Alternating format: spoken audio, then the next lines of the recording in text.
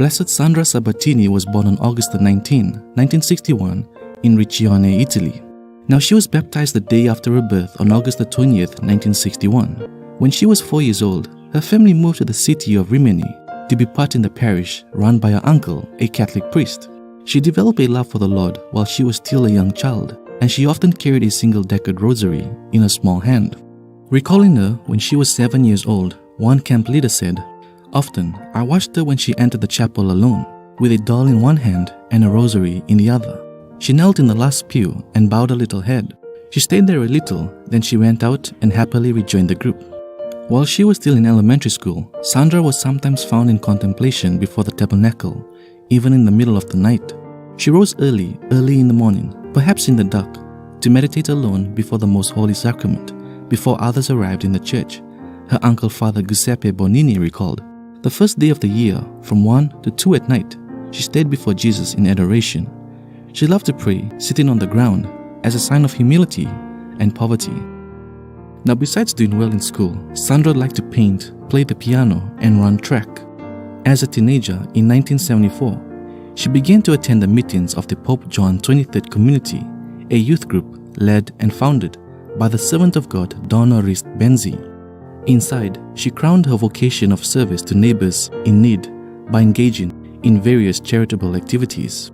Now, in 1974, she took part in a trip to the Dolomites, a mountain range in northeastern Italy, where teens accompanied people with disabilities. The time spent in nature and helping those with disabilities left a big impression on Sandra, who told her mother after the trip, "We broke our backs, but those are people I will never abandon." Now at 17, she met Guido Rossi, who was also part of the same, and the two started dating the year after.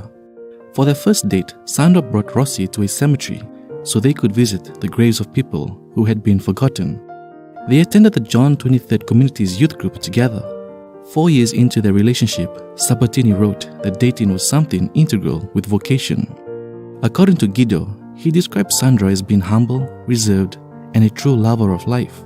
She had a particular sensitivity for the sufferings of others, not only as an ability to accept, but above all, as the will and courage in facing and supporting the choices of sharing. She was deeply attached both humanly and spiritually by the mystery of joy and pain, of life and death, which only finds a solution in abandonment to the Lord. And this thought about death was not really typical for someone of her age. Now, for those who had known the couple, it was hard to believe that the two were even dating, as they both spent their free time in the midst of those who were in need, and it was this way of living that intensified and made their union grow. "It's shameful to say this, but we kissed a few months after we got together," said Guido in an interview.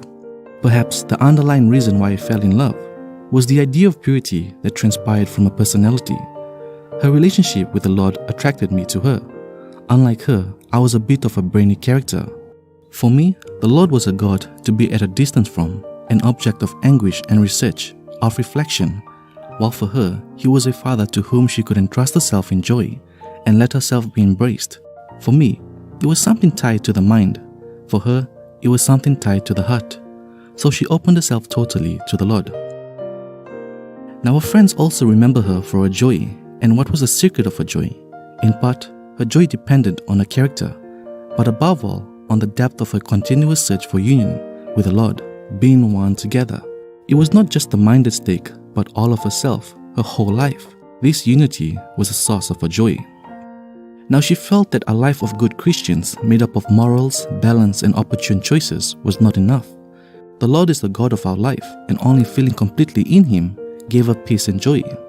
Once, she wrote to Guido on a small bag of chocolates, "Man, in reality, is a modest creature and becomes great only when he gives up pride and becomes one with God.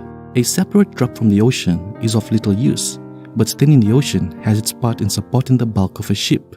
We have to fight until our whole ego is annihilated and we are absorbed into the infinite. We must stand before God empty-handed every day." Now she never gave up her commitments with the poor, not even for the medical exams. In her bag, she always had a book to study and a booklet of the Liturgy of the Hours. In August of 1979, she became engaged to Guido, and after finishing high school in 1980, she enrolled in the Faculty of Medicine of the University of Bologna.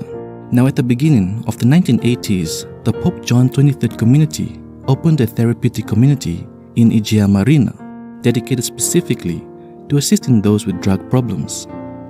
Sandra immediately gave a willingness to dedicate herself to this service of charity, showing generosity and, at the same time, uncommon maturity in contact with drug addicts, to the point that during the summer holidays, she moved to the community to carry out full-time service.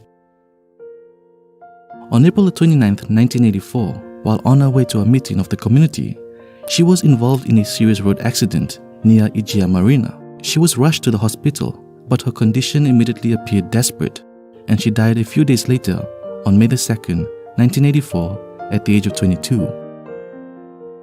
Now at the funeral, Father Benzi said, "Sandra has done what God sent her for. The world is not divided into good and bad, but into who loves and who doesn't love. And Sandra, we know, loved very much." Now Sandra Sabatini was declared venerable by Pope Francis on March 6, 2018, and a miracle received through her intercession was confirmed in October of 2019, which paved the way for beatification on October 23, 2021. Blessed Sandra Sabatini, pray for us.